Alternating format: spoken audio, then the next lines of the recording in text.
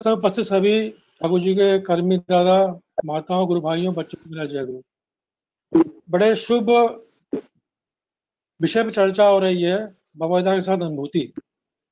तो भगवद्गीता के साथ अनुभूति तो मेरी काफ़ी है, लेकिन जो मुख्य है जिससे मेरी ठाकुर के प्रति अनुभूति और बढ़ी है भगवद्गीता को अनुभव करने से, तो मैं शेयर करना चाहता हूँ। आप सबको पता है कि मैं पेशे से डॉक्टर हूँ, सर्जन हूँ, मेरा नर्सिंग होम भी जौनपुर में है। तो क्योंकि पब्लिक फिगर हूँ तो कई कोई परेशानियाँ हर समय इस प्रोफेशन में लगी रहती हैं। तो 2000 लगभग 13 की बात है ये। एक दिन क्या होता है कि मैं नर्सिंग होम से नीचे स्टाफ फ़ोन करता है सुबह-सुबह 8 बजे कि एक पेशेंट की हालत बहुत ख़राब हो गई है, उसको तुरंत आके देख लीजिए। तो मैं तुरंत जाता हूँ, नीचे देखता हूँ तो एक लेडीज़ पेशेंट भर्ती थी। वो पेशेंट पंखुड़ी की, उसने एडमिट किया था, कुछ प्रॉब्लम थी उसको। लेकिन मैंने देखा तो उस समय बिल्कुल कह सकते हैं कि साँस उसकी उखड़ रही थी। तो फटाफट जो स्टाफ था ऑक्सीजन लगवाया, बाकी ड्रग्स वगैरह दी, ट्रीटमेंट शुरू किया। तो कुछ उसका इम्प्रूवमेंट तो हुआ, लेकिन अच्छे से उसका इम्प्रूवमेंट नहीं हो पाया। तो मैंने उस गार्जियन से बोला, उसके हस्बैंड थी, उसकी सास थी, साथ में उसकी ननद भी थी मतलब। तो मैंने कहा भाई ये सीरियस हो गई है, पता नहीं कारण क्या है, लेकिन इसको आपको हायर सेंटर पे रिफर करना पड़ेगा। कहा ठीक डॉक्टर साहब, जो आप ठीक समझते हैं वो कर दीजिए। तो मैंने फटाफट एम्बुलेंस मंगवाया और मैंने उसको रिफर किया। पहले वो लोकल पे एक डॉक्टर साहब को दिखाने गए, फिजिशियन को। मैंने वहाँ फ़ोन भी कर दिया कि आप प्लीज़ अटेंड कर लीजिएगा। लेकिन उसके बाद सुना कि वो बनारस चले गए लेके मरीज को एम्बुलेंस से ही। 1 घंटे बाद खबर आती है कि उसकी रास्ते में उसकी मृत्यु हो जाती है। तो बड़ा दुःख था। पहली बात दुःख ये था कि वो सीरियस क्यों हुई? तो वो उसकी सर्जरी प्लान थी, मतलब जिस दिन उसका दिक्कत हुई थी, 1 दिन पहले भर्ती किए थे हम लोग। तो ना कोई सर्जरी किया, ना कोई मतलब ऐसा कोई प्रोसीजर नहीं हुआ। फिर भी सुबह-सुबह उसकी 8 बजे हालत खराब हो गई, साँस उखड़ने लगी, मुँह से झाग आना शुरू हो गया। कुछ कारण समझ में नहीं आया, बात आई गई।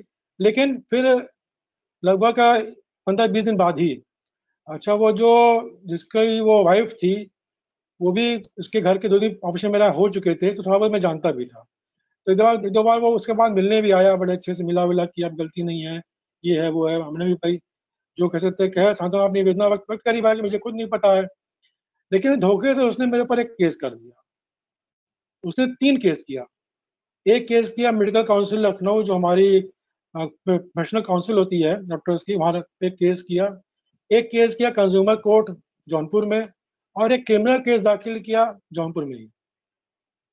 तो ये 3 केस के बाद मुझे पता चला, तो अपने जितने हमारे सगे संबंधी थे, जान पहचान के थे, वकील वगैरह थे, सबसे एडवाइस के जो भी उसका प्रतिकार करना सकता था हम लोग किए। मेडिकल काउंसिल वाला केस ही मुझे समझ में नहीं आया ऐसा क्यों केस किया गया वहाँ पे। तो तारीख मुझे मिली कि आपकी बात रखनी है आके वहाँ पे, आके रखिए अपनी बात, आपके खिलाफ एक इंक्वायरी कमेटी बैठी हुई है। तो मैं मैडम डॉक्टर पंकुड़ी श्रीवास्तव और बच्चों को लेकर मैं लखनऊ पहुंचा। मन में था कि वे काउंसिल है, डॉक्टर्स की संस्था है, तो हमारी बात सुनेंगे, डॉक्टर्स की बात सुनेंगे। गलती हमारी कहीं थी भी नहीं, क्या हुआ कैसे हुआ कुछ पता चला नहीं, कोई ऐसी कोई मेडिसिन हम लोग दी भी नहीं कि मतलब उसको कोई दिक्कत परेशानी हो सके। वहाँ काउंसिल में गए, दुर्भाग्यवश किसी ने हमारी बात नहीं सुनी और उल्टा हमको डांट पड़ी वहाँ पे।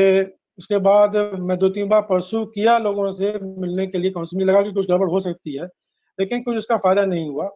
मैं केजीएमसी का पास आउट था, अपने दोस्तों से मैंने बात-वात किया जो केजी पास आउट थे, लखनऊ के ही थे, लेकिन कुछ मदद नहीं मिल पाई। एक दिन क्या हुआ, जिस दिन मैं पहुँचा फिर एक बार लखनऊ, तो उसी दिन मालूम चला कि जजमेंट आ गया है और आपके ऊपर 3 महीने का प्रैक्टिस करने का बैन लग गया है।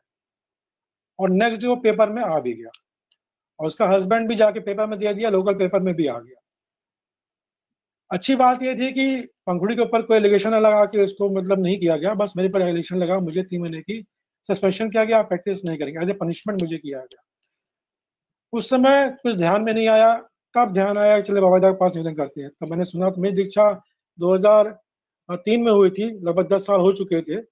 आश्रम आना-जाना था, क्योंकि मेरे पिताजी, मेरे father in law, mother in law भी आप सब जानते हैं, दीक्षित हैं। ठाकुर परिवार से, आचार्य परिवार से, बाबा से बहुत ही निकट संबंधी हैं, मतलब संबंध रखते हैं और बड़ा उनसे बातचीत होती रहती है।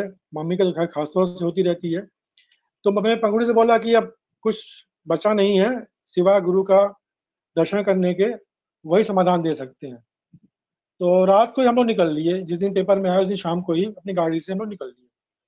रास्ते में रुकते हुए अर्ली मॉर्निंग पहुंचे, भागते भागते पहुंचे कि वायदा अभी शायद बैठे हो नाट मंडप, सॉरी अपने आसन बैठे होंगे, तो सुबह से तो दर्शन प्रणाम हो जाए तो अपनी बात कह लें।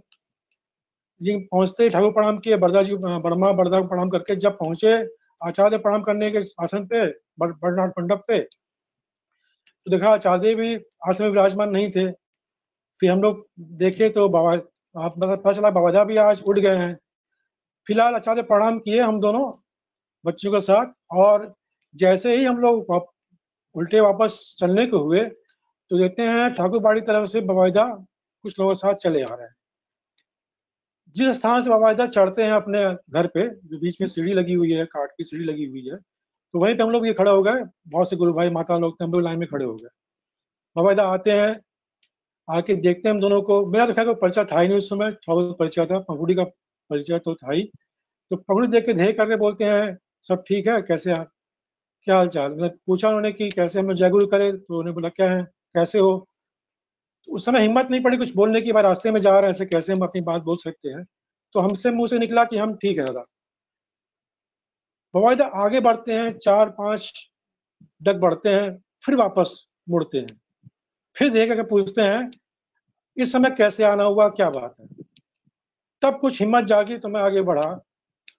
तो मैं बाबाजा निवेदन किया, बाबाजा मुझे एक गलत केस में, फॉल्स केस में जो है मुझे council of medical council Lucknow से मुझे जो है 3 महीने का सस्पेंशन मिल गया है, प्रैक्टिस नहीं करेगा, तो दुखी है। बाबाजा बोलते हैं ठाकुर याचन करो, ठाकुर नाम जाप करो, और बेस्ट से बेस्ट लॉयर जो मेडिकल फील्ड के हैं उससे लेकर केस लड़ो। ये आशीर्वाद लेके बाबाजा अपने घर पे चले जाते हैं। हम लोग वापस आते हैं, संडे का रूम बुक था वहाँ पर, रात को रुकते हैं, शाम को प्रेयर करते हैं, रात को वहीं सोते हैं। अर्ली मॉर्निंग नेक्स्ट डे फिर हम लोग जाके ठाकुर जी को, बड़मा जी को, बरदा जी को प्रणाम करके, आचार्य आसन प्रणाम करके जब बाबाजा के पास पहुंचते हैं, बाबाजा उस समय वहां बैठे थे जो जहाँ पे पहले जो दरवाजे के पास थोड़ा सा उनका आसन पहले लगता था, पहले वहां वहीं बैठे हुए थे, बड़नाथ मंडप के पास बैठे हुए थे। तो हम लोग प्रणाम किए जब वहां पे, तो हमको देखते ही एक दादा को बुला के उनको कुछ बोलते हैं। फिर हमसे कहते हैं कि उसमें हमको पता नहीं था वो कौन थे। बोलते हैं राजेश को मैंने बोल दिया है, इनसे बात कर लो।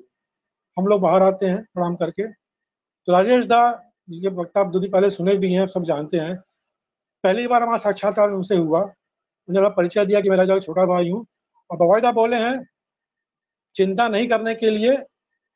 दूसरी बात, उसके खिलाफ कोई एक्शन नहीं लेना, जिसने केस किया है उसके खिलाफ कोई एक्शन नहीं लेना।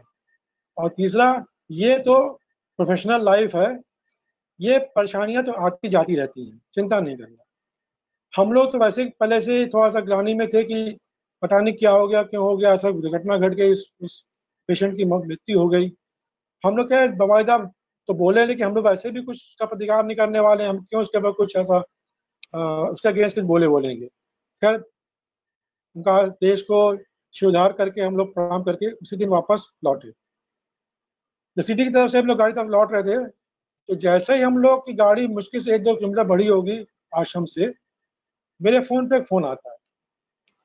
पहली बार फोन आता है, नंबर जान पहचान नहीं था, मैंने उसको ध्यान नहीं दिया। फिर दोबारा फोन आता है, फिर मैंने इस फोन को उठाया तो उसकी पहली बात यही थी, डॉक्टर साहब आपको फंसाया गया है, आपके केस में आपको फंसाया गया है, आप मुझे नहीं जानते हैं। एक डॉक्टर नाम बताया, डॉक्टर विनय तिवारी, आप उनको जानते हैं, वो ऑर्थोपेडिक का सर्जन है, आप उनसे मेरे बारे में पूछिएगा। अभी आप हैं कहाँ? तो मैंने कहा भाई मैं तो अभी देवघर में हूँ, गुरु आश्रम में हूँ, अभी लौट रहा हूँ।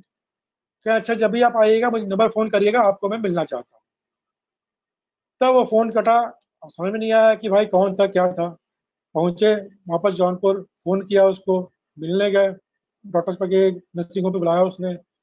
तो वो जो था, उसी जो सनाम गौरव मिश्रा है उसके हस्बैंड का, उसका परम मित्र था, और उसने ही गवाही के तौर पे दिया था हमारे केस में, क्रिमिनल केस में भी, कंज्यूमर केस में। उसने कहा डॉक्टर साहब आपकी पूरी कोई गलती नहीं है, मैं इसका गवाह हूँ, आपको फंसाया गया है। ये उस पति की और सास की कारस्तानी है कि उन्होंने कुछ गड़बड़ किया है, उसी से के कारण ये चीज, उसकी दुर्घटना हुई है। हम लोग को तो कुछ पता ही नहीं था, लेकिन आशीर्वाद फलित हुआ। अब उसके बाद क्या हुआ कि लड़ने की क्षमता बढ़ गई, गुरु का आशीर्वाद हो गया। तो जो हम लोग ग्लानी में थे कि क्या हुआ भाई, हम लोग खुद कहीं फॉल्ट है, हो सकता है हमारे स्टाफ से गलती हुई होगी, गलत दवा दी गई होगी। हमने इसमें स्टाफ को बुला के बहुत डांटा, बहुत मतलब हड़काया कि क्या दवा दिया, क्या नहीं दिया है, बताओ। कोई का डॉक्टर, हमने कोई ऐसी दवा दी नहीं कि कंडीशन खराब हो सके। फिर हम लोगों ने ट्रेस आउट करना शुरू किया, तो वो जो व्यक्ति था वो बड़ी ही क्रिमिनल प्रवृत्ति का था। लेकिन अब दूसरा आशीर्वाद था कि बेस्ट से बेस्ट लॉयर करना है। उस क्रम में फिर हम लोगों ने खोजना शुरू किया, तो मेडिकल काउंसिल के, अच्छा उसके बीच में जब हम लोग गए थे आश्रम, उसके पहले ही जिस दिन मैं देवघर आया हूँ, उस दिन मेरे मदर फादर, मेरे माता पिता इलाहाबाद गए थे कि चलो हाई कोर्ट में अपील करेंगे। तो हाई कोर्ट वकील ने बोला कि ये क्रिमिनल केस है, नहीं है, मतलब ये मेडिकल काउंसिल केस है, आपकी जो फाइल होगी याचिका वो तो वैसे ही आपकी खारिज हो जाएगी। तो उसी रात को हम लोग आश्रम में थे, उसी रात को मम्मी पापा इलाहाबाद में थे। नेक्स्ट मॉर्निंग आशीर्वाद मिला था फिर से कि बेस्ट से बेस्ट लॉयर करो। तब हमने ढूंढना शुरू किया। तब एक डॉक्टर MC गुप्ता करके हैं, बहुत ही अच्छे लॉयर हैं, दिल्ली के काउंसिल के लॉयर हैं, उनसे परिचय कहीं कहीं से होता पहुंचा हम लोग। तब उन्होंने पहले ही बात यही कही, दिल्ली में मैं मिलने के फादर मैं मिलने गया उस समय, उन्होंने पहली बात यही कही कि हमने कहा कि सर मैंने हाईकोर्ट पता किया है कि वहाँ कोई सिमेट्री मिलेगी नहीं, और काउंसिल में वैसे ही हो चुका है, अब दिल्ली काउंसिल में करना पड़ेगा, तो कब तक मिले कब तक ना मिले, कब क्या करेंगे। तो बड़ा मतलब जैसे भाई एलिगेशन तो था ही अपने ऊपर, पेपर निकल गया, हर जगह खबर फैल चुकी थी। वो कहते हैं हाई कोर्ट में अपील करना तो पड़ेगा ही, अपील करने का जो तरीका है वो मैं बताता हूँ। उन्होंने कहा कि तरीका मैं बताता हूँ, और साथ साथ मेडिकल काउंसिल दिल्ली में भी अपील करेंगे कि इसके जो आपके आदेश आया है 3 महीने सस्पेंशन का, उसके खिलाफ भी।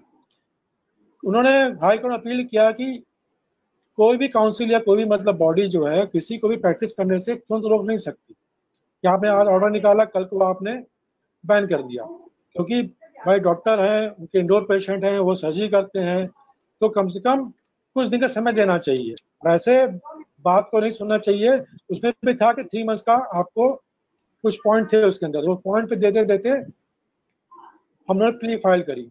अक्टूबर 6 तारीख को मालूम चला कि वो 7 की सुबह जो है हियरिंग होने वाली है हाई कोर्ट में।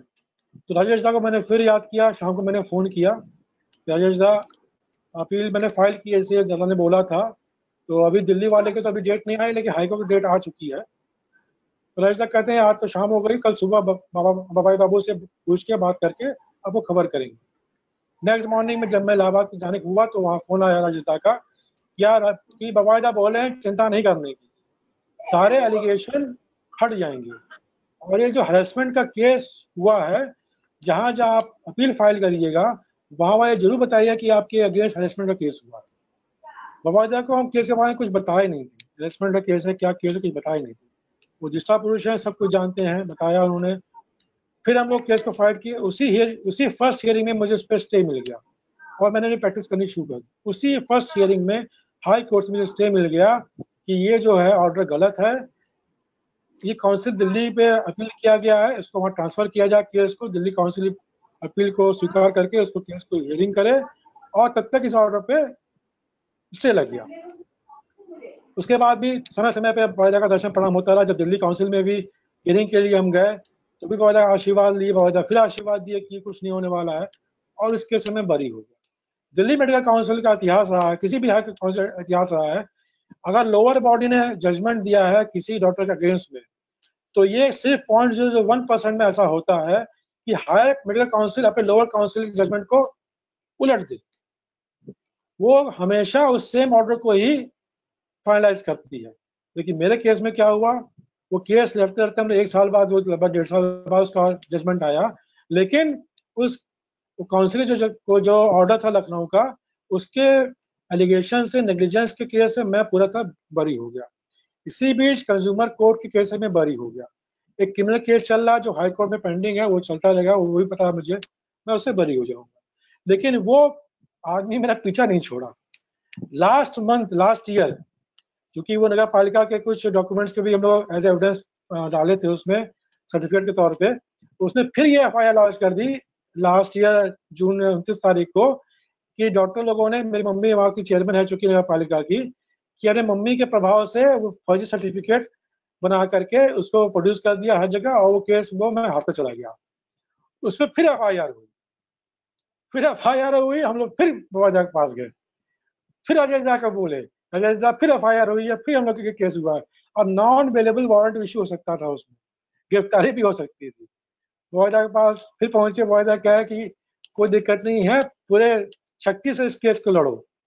उस केस को भी लड़े, वो भी पेंडिंग पड़ा हुआ है, लेकिन इस केस को भी ठाकुर जी के पास है, जैसा भी निर्णय होगा वो तो पता है, होना ही होना है। लेकिन उस अवस्था से जब हम निकले हैं, पहली बात तो ग्लानि की अवस्था से निकल गया कि हम ग्लानि थे, हमको अफसोस था कि हमारे हाथों से किसी की अकस्मात मृत्यु हो गई है। ये दर्शन हमको दिए हमारे दृष्टा पुरुष ऋषि भवाई दान, कुछ नहीं भवाई दान।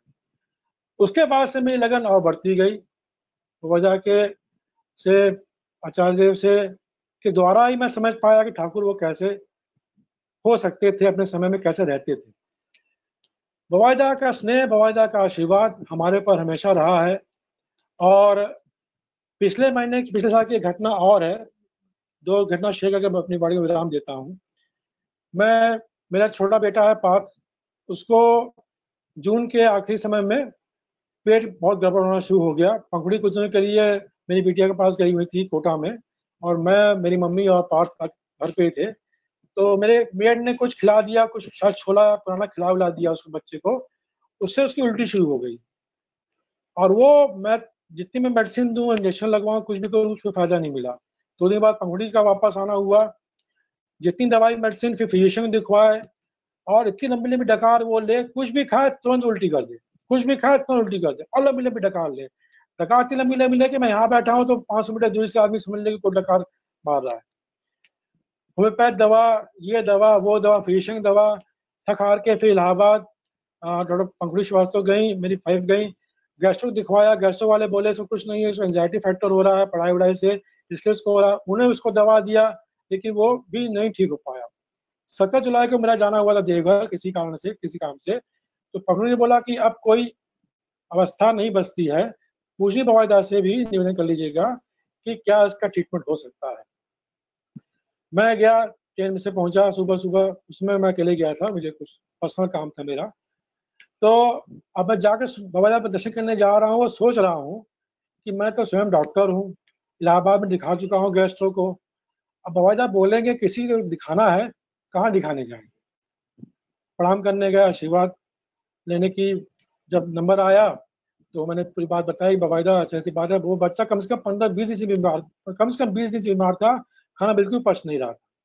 बवाईदा बात सुनते हैं, तुरंत बोलते हैं पवित्रदा से बगल में कि वो आशुदा से मिलवा दो और वो दवा दिलवा दो। डॉक्टर कौन हो गए? आशुदा हो गए। तो लेकिन सुप्रीम डॉक्टर कौन हुए? कुछ नहीं, बवाईदा। बवाईदा ने अपना आशीर्वाद दिया आशुदा को। आशुदा के पास मैं शाम को पहुंचा, पूरी बात बताई। आशुदा ने दवा दिया कि ये 2-2 गोलियां होम्योपैथ की डिब्बी में दवा दी, 2-2 गोलियां 3 बार खाने के बाद खिला देना। आयुर्वेदिक दवा दी, शायद बाबा की मतलब अच्छा पूरी चाह दे कि दवा का वो फॉर्मूला तैयार हुआ था। तो आने के बाद 2 खुराक दवा दिया है, उसके बाद से वो बच्चा डकार नहीं लिया, उस बच्चे की पूरा खाना हजम हो गया। तो डॉक्टर के ऊपर साइंस किसकी चलती है? श्री ठाकुर जी चलती है, आचार्य परिवार का चलता है। आप सब जानते हैं हमारे ठाकुर जी का, हम सब जौनपुर के गुरु भाइयों की तरफ के बड़े ही, और बाकी जितने यूपी के गुरु भाइयों के सहयोग से एक ठाकुर जी का मंदिर बना है जौनपुर में। पूरे मंदिर की प्लानिंग, पूरे मंदिर क्या क्या क्या सूक्ष्म जो भी डिजाइनिंग है, बवाईदा बताते थे, कुछ बवाईदा बताते थे। माजिदा 2 बार हमारे मंदिर का अवलोकन करने आए भी, लेकिन कोई बात कहनी होती थी माजिदा बोलते थे बवाईदा से पूछ के बताएंगे। और कई बार वो बोले भी कि बवाईदा मतलब जब वो अपना एक बार बोले, बात हो रही थी, माजिदा बोले कि मैं बवाईदा पास जाता हूँ कुछ भी लेके अपनी समस्या कंस्ट्रक्शन की, उनके हाथ से कई कई मंदिर बने हुए, सैकड़ों मंदिर, लाखों हजारों मंदिर बने हुए हैं पूरे भारतवर्ष में, क्या बाहर के भी। कहते बवाईदा उसका ऐसा समाधान देते देते हैं कि कुछ समझ में नहीं आता कहाँ समाधान निकलेगा। एक समस्या हमारे बीच उत्पन्न हुई थी मंदिर के समय, बनाते समय। ठाकुर जी की एक पुरानी छवि, हमने जो सत्संग जब से यहाँ पे स्थापित हुआ था 15-20 साल पहले से, एक बड़ी सी छवि रख के हम लोग सत्संग किया करते थे, छोटे से मंदिर जो बना हुआ था। अब चूंकि शिवविग्रह ऊपर बन रहा था तो आसन भी और छवि सारी चारों शिशि ठाकुर जी की, शिशि वर्मा जी, शिशि वरदास जी की और परमपूज्याचार्य देव की छवि भी सब लखनऊ से बन के आनी थी। आसन भी सब बनना था, नया बनना था। वो बन जाएगा तो उस छवि क्या करेंगे, जो पुरानी छवि रखी हुई कहाँ रखेंगे उसको, कुछ समझ में नहीं आ पा रहा था। माइजा से फोन से बात किए, माइजा बोले कि ऐसे काम नहीं चलेगा, जब भी आप आइएगा तब बात नहीं बात हो पाएगी, बाबा से पूछ के बताया जाएगा। हम लोग फिर निकले गाड़ी से, रात को निकल लिए, सुबह पहुंचे बाबा के पास, पहुंचे दर्शन करने के लिए। माइजा मैप अप लिए हुए थे, जो पेपर हमें दिया हुआ था ले लिए थे। बवायदा के पास माजिदा हम लोग सामने बैठे हुए हैं, माजिदा पूरी बात बताया, बस 1 मिनट में बताए होंगे। तो पूजनी बवायदा स्वतः ऐसे निकला कि उस फोटो को, छवि को, जहाँ पे सत्संग, ऊपर मंदिर बनेगा, नीचे एक हॉल बनना था, नीचे ऑफिस वगैरह बनना था, नीचे बेसमेंट था, तो बोलते हैं जो सत्संग वाला हॉल होगा उस छवि को वहां पे जाके ऐसे दीवार पे आप लोग उसको जोड़ दीजिएगा, और एक बॉक्स नुमा में करके ठाकुर जी की छवि को ऐसे पल्ले में करके, हम लोग देख रहे हैं कि बवायदा कैसे बता रहे हैं माजिदा को, ऐसे करके खोले सत्संग करें, ऐसे बंद करें, खोले बंद करें। उसका समाधान इतना सिंपल दिया, ना फोटो देखे होंगे, ना वो नक्शा देखे, ना वो कुछ देखे, सिर्फ बात को सुन करके उन्होंने वो समाधान दे दिया। उस समाधान के द्वारा हम लोग उस चीज को आज पालन कर रहे हैं। पूजनी बवायदा परम पूज्याचार्य देव जो आचार्य परिवार हमने हमारे बीच है, हम लोग सौभाग्यशाली हैं। पहली बात ही पुरुषोत्तम की दीक्षा हमको मिली है, कहते लाखों लाखों जन्म हुआ है तो हमको दीक्षा मिली है। दूसरी बात, ठाकुर जी आचार्य परंपरा लेके गए हैं, ये परंपरा ऐसे लेके गए हैं कि देखिए हमें क्या, सत्संगी जगत में किसी को परेशानी होती है, कोई दुख कष्ट होता है, वो परमाचार्य जी के पास कुछ बाजा बजा निवेदन करता है, सब कष्ट कैसे दूर हो जाता है। ये जो आचार परंपरा हम लोग देखे गए हैं, हमको भी कष्ट से बचने के लिए देखे गए हुए हैं। एक छोटी सी घटना करके मैं अपने समापन करूंगा। आप सबको पता है कि 3 साल पहले पूजनीय बवायदा का दीक्षा का 100 दिन का उनका भ्रमण हुआ था। 1 लाख की दीक्षा का टारगेट था, दीक्षा हुई 4 लाख से ऊपर। पूरा रूटीन बना हुआ था, रूटीन सबके सामने आ गया था। कहीं से कहीं पर भी यूपी या किसी अन्य शहर में आने का, यूपी के किसी शहर में आने का उनका कोई प्लान प्रोग्राम नहीं था। और जब से उनका प्रोग्राम शुरू हुआ था जनवरी के शायद 4 तारीख से, हम लोग रोज देखते व्हाट्सएप देखते थे कि यार यहाँ दीक्षा हुई, दादा वहाँ गए, एक एक बार में 4-4 जगह 5-5 जगह दीक्षा दिए, और इतनी दीक्षा हो रही है, खूब दीक्षाएं हो रही हैं, और सब लोग मने उसमें लगे हुए हैं। तो मन में ये भाव था कि बवायदा क्या यूपी नहीं आ सकते। ऐसे हम और पंखुड़ी अपने मंदिर में बैठ के, पंखुड़ी मुझे बोली कि क्या बवायदा यूपी नहीं आ सकते हैं, क्या बवायदा केवल नहीं आएंगे, ऐसा क्या संभव है कि मतलब टूर बन चुका है, क्या बवायदा यूपी नहीं आएंगे। तो मेरे भी कुछ उत्तर था नहीं, मैंने कहा भाई जो ठाकुर इच्छा होगी वही होगा। उसके ही लगभग 10-15 दिन बाद ये खबर आई, हमारे कीर्तिदा जो सत्संग कर रहे हैं, कि शायद मार्च की कोई तारीख थी, याद नहीं आ रही है, उस मार्च को पूजनीय बवायदा का लखनऊ का आगमन होने वाला है, वो दीक्षा देंगे। वो 100 दिन के प्रोग्राम के बाद का प्रोग्राम बना, और उन्होंने बोला कि वहां से भी निर्देश आया हुआ है कि मार्च के शायद 10 या 9 तारीख को पूज्य बवायदा का दीक्षा था कलकत्ता के स्टेडियम में, सुभाष चंद्र स्टेडियम में था।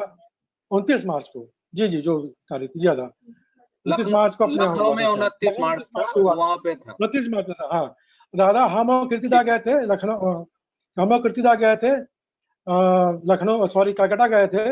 उन्होंने कहा कि वहां से खबर आई थी, कीर्तिदा बोले कि जो चलना चाहे चले, क्योंकि वहां हम लोग को देखना कि कैसे संचालन होता है, इतनी इतनी दीक्षा हो रही है, कम से कम एक अपने कैसे उसको हम लोग ऑर्गेनाइज करेंगे लखनऊ में। तो हम और कीर्तिदा लखनऊ गए थे, वहां पर सब कुछ देख देख के आए थे।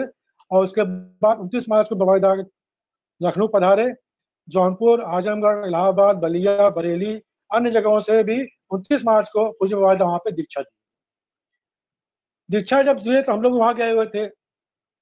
दीक्षा से पहले जिस कक्ष में पूज्य बवायदा विश्राम कर रहे थे, क्योंकि पूज्य बवायदा का निर्देश था कि कोई उनसे मिलेगा नहीं, पर्सनली कोई बात नहीं कहेगा, कुछ मिलेगा नहीं, जो बात वो स्टेज पर आगे बोलते थे वही सबके लिए ग्रहण करने वाली बात थी।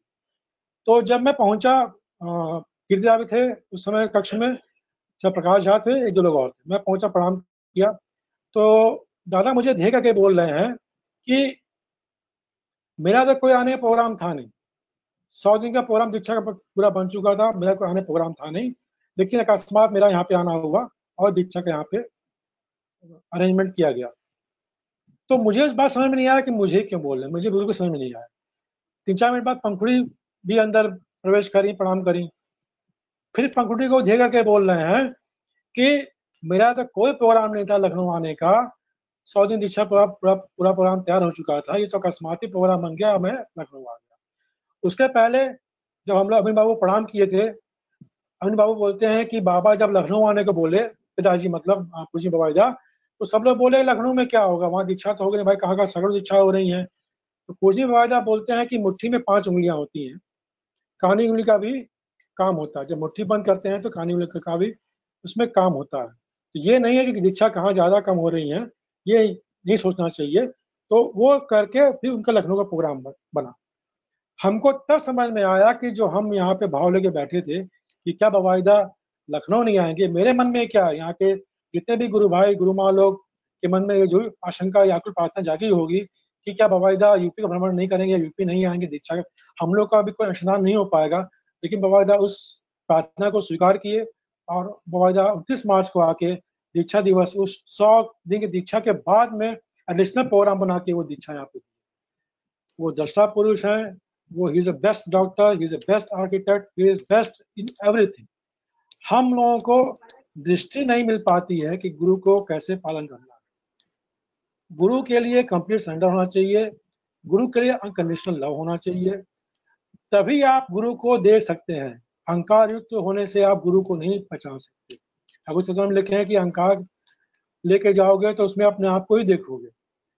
बस यही कह के मैं अपने आप वाणी को विश्राम देता हूँ। पूज्य बाबा का जो जन्मोत्सव का ये जो 7 दिन का दादा ने रखा है सत्संग का प्रोग्राम, मैं ठाकुर जी के रत्न चरणों में ठाकुर परिवार की ये लिए और सबसे मैं प्रार्थना करता हूँ कि हमारे पूज्य बाबा को सत्संग के सुप्रीम एडमिनिस्ट्रेटर रूप में जो स्थापित है वो और अच्छे से हम लोग का मार्गदर्शन करें, हम लोग का मार्गदर्शन करें, क्योंकि उनकी जो वाणी है वो वाक्य सिद्ध है, उनकी जो वाणी है, उनकी जो दृष्टि है वो हम आप नहीं दे सकते।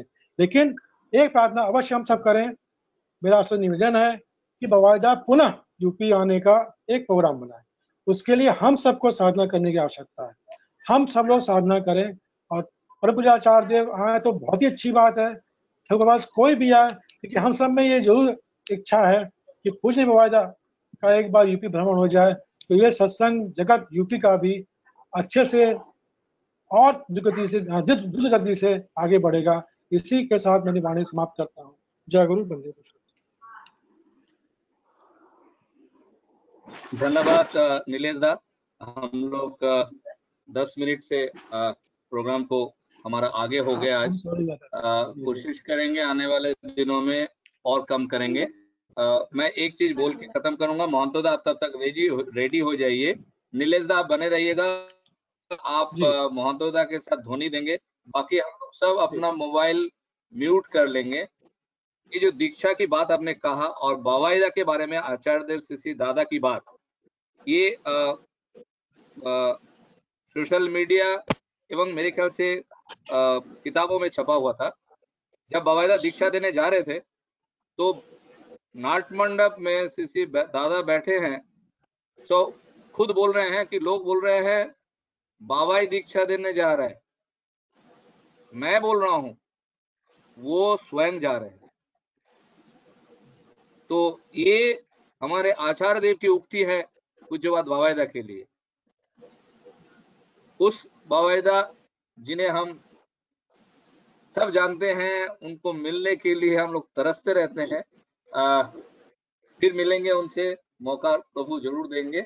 आइए महंतो दा समापन करेंगे। कल मासिक सम्मेलन होगा।